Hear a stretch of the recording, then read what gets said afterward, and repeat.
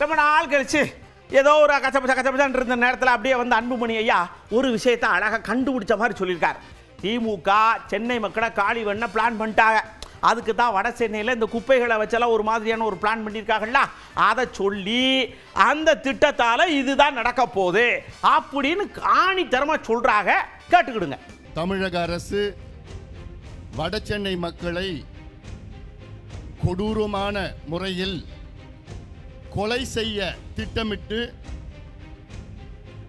வட சென்னை பகுதி மாத்தூரில் குப்பை எரி உலை திட்டத்தை, கார்பேஜ் இன்சினரேட்டர் திட்டத்தை கொண்டு வர திட்டமிட்டிருக்கின்றார்கள். எப்படி கொலையை செய்கிறாங்கன்னா, ஒரே நாளில் உங்களுக்கு விஷம் கொடுக்கறது இல்லை, ஸ்லோ பாய்சனிங்.